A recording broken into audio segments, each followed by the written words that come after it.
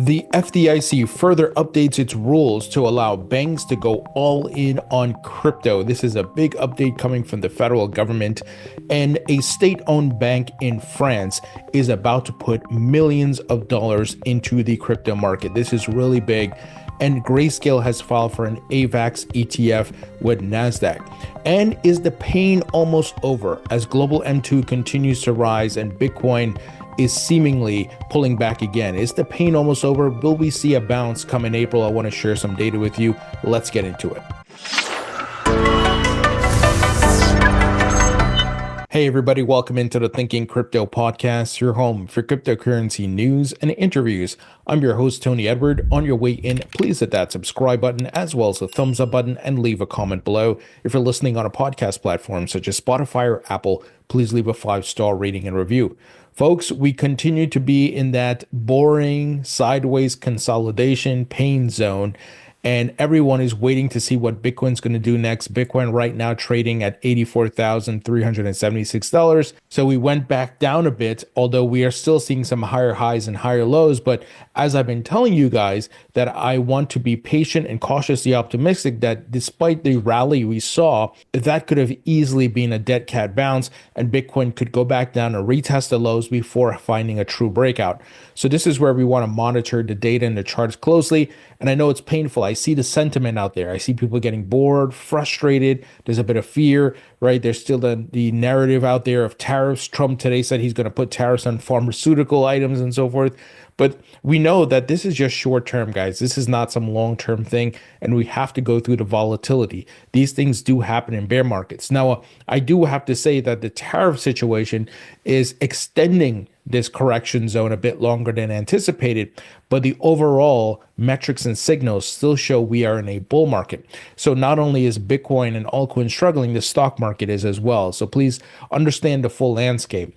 Now, here's what Rect Capital, great analyst, said. Last week, the daily RSI successfully performed a post-breakout retest of the RSI downtrend dating back to November 2024 to confirm the breakout. And now the RSI is going for another retest of the same downtrend area. So talking about Bitcoin here in the daily RSI. So it seems we're seeing a bit of retest. This is normal, by the way. This is just normal market behavior.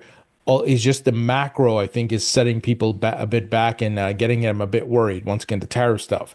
Now, global M2 continues to rise, and here macro investor Raoul Pal shared a chart showing global M2 in comparison with Bitcoin, and that Bitcoin and risk assets follow global M2. And he says the waiting game is almost over. The 10-week lead is my preferred, but showing here on his chart the bottoming zone that we are in the midst of it, and we should start to see some sort of rise. So guys, I believe that come in April, we're going to start to see a move upward, not because of my gut feeling, not because I'm dreaming of it, not because I'm biased and I want higher prices, just I see global liquidity leading the charge here, and the DXY continues to crash.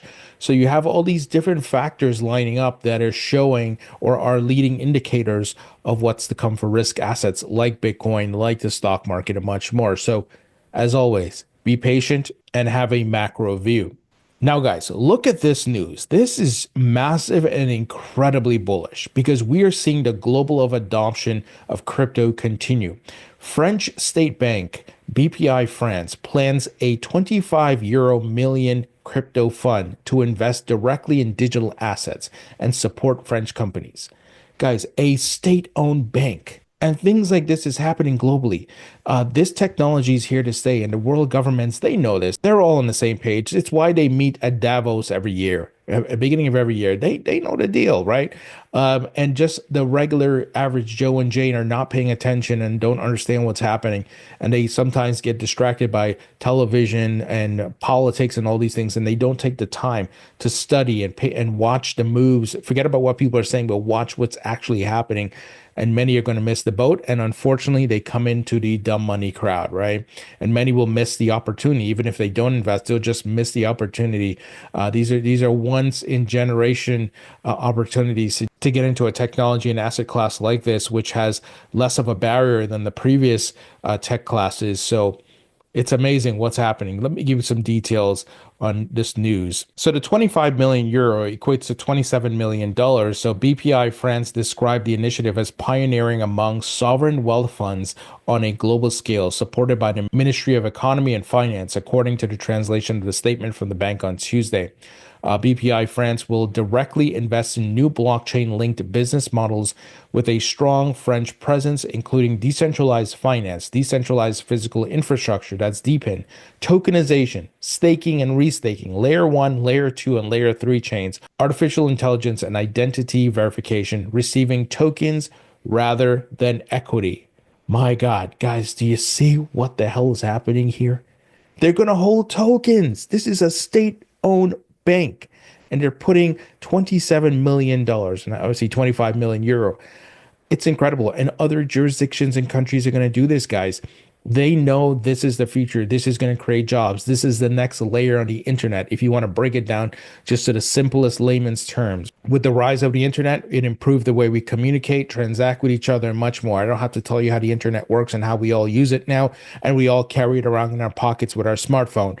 Well, blockchain sits on top of the internet and will increase trust, reduce the need for middlemen, and improve payments where you have real-time settlements, faster, cheaper payments, and open up new markets with tokenization. All the world governments and central banks know this. That's why even central banks are building stablecoins and CBDCs. And as I've been saying, governments and the economy will run on blockchain. Guys, look at what's happening. This is just huge news. Now, in the United States, from a banking perspective, we also got more news. Here, Bo Hines, who is the executive director of the Presidential Council of Advisors for Digital Assets, he works with David Sachs. He said the FDIC just dropped its 2022 rule requiring banks to get pre-approval before engaging with crypto-related activities. A huge step forward towards innovation and adoption. It's what I've been saying, guys. The shackles are off, and all these banks are going to go all in and watch when crypto market structure and stablecoin legislation come into place.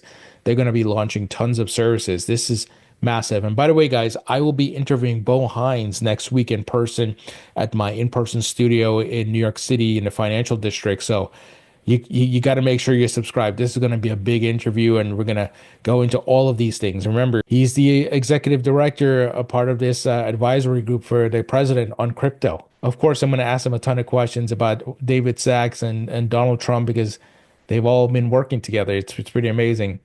Even David Sachs weighed in and saying the FDIC has made it easier for banks to engage in crypto-related activities. This is one of the best ways to mainstream crypto further, thanks to FDIC and acting chairman Travis Hill. So very interesting. Now, Congressman Brian Style, who I just interviewed, if you guys recall, he just the other day introduced the Stablecoin Act within the House. Remember, there's a version in the Senate introduced by Senator Haggerty, and the point is there's a version that has to make it out of the House. Then it'll probably be combined with Senator Haggerty's version. Then that goes through the Senate. So I just interviewed him, and I published that interview this week. Well, he said the Stablecoin Bill markup is set for next Wednesday at 10 a.m. So they're moving fast, guys, because they want to get this done. Donald Trump said he wanted Congress to provide the legislation on his desk before the August recess. So things are moving very quickly. Now, quick word from our sponsor, and that is Propi. Propi is the leader in putting real estate on the blockchain, guys.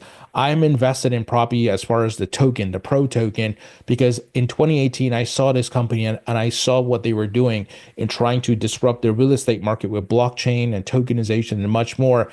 And I was like, I don't see anybody else doing this, so I'm going to take a bet. And it has paid off so far with the token investment. And I expect this company and this token to continue to grow just because of the market they're disrupting, one of the largest asset classes, and that is real estate, guys. So Propi is a licensed Web3 pioneer. They've been operating since 2017 to facilitate over $4 billion in transactions. Guys, you can sell your real estate properties on Propi for crypto. So if you want to get XRP or Bitcoin or Ethereum as payment, you can do that. And they use a crypto escrow service with Coinbase, and they're tokenizing properties, putting deeds and titles on chain. So it's pretty amazing. And they got a great campaign going on where you can earn some free Propi token. So you can get like 10 Propi tokens for just sharing their vision, video, and much more. So if you'd like to learn more, check out the link in the description. Now, guys, we continue to see more ETF filings for altcoins. Nasdaq files a 19B-4 with the SEC to list and trade shares of Grayscale's proposed Avalanche ETF. So, the native token on Avalanche is AVAX, and I am bullish on this project. I do hold some of the tokens, not a lot, but I do recognize them as one of the top layer one blockchains, and they are getting a lot of adoption. Like, for example, in California, they help to tokenize some vehicle titles and things like that. So I anticipate the SEC will approve a lot of these ETFs this year, guys. Maybe after Paul Atkins gets into office.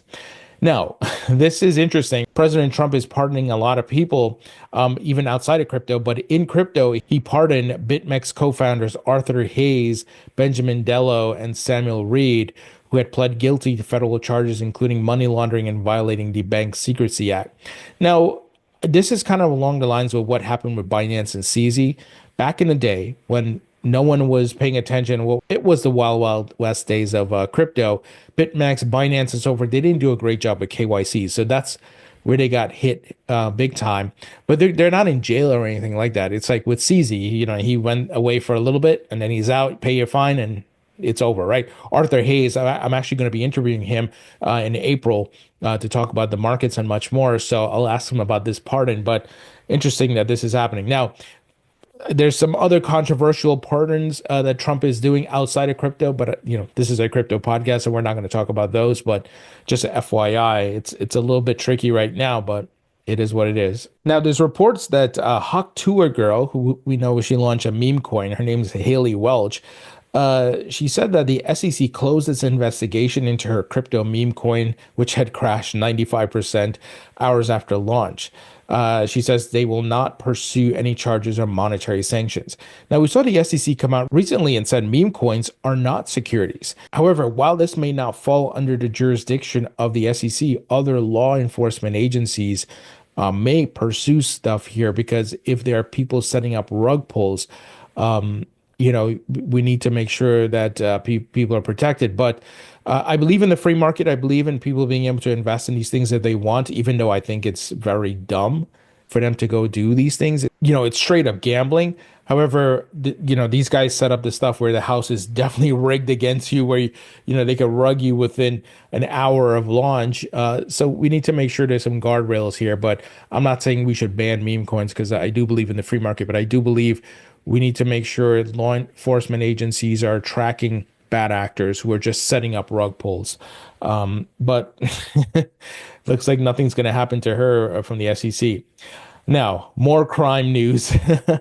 So Galaxy Digital is going to pay $200 million to New York over the alleged Luna manipulation. So Mike Novogratz's Galaxy Digital, as you guys know, had a big stake in Luna. Remember, Mike got the tattoo of Luna on his shoulder, and he absolutely regrets it. And, he bought Luna at 22 cents per token and made millions. And now, the folks in New York, the law enforcement are going after, New York State is going after him, and he's going to have to pay $200 million, and he's been accused of market manipulation. So, well, it is what it is. If they were actually doing that and there's evidence, then they got to pay. You do the crime, you got to pay the fine and the time sometimes. So it is what it is. But look, there's a lot of cleanup, and I think that's important for the market as we continue. All right, guys, that's the news. Let me know what you think. Leave your thoughts and comments below. Hit the thumbs up button.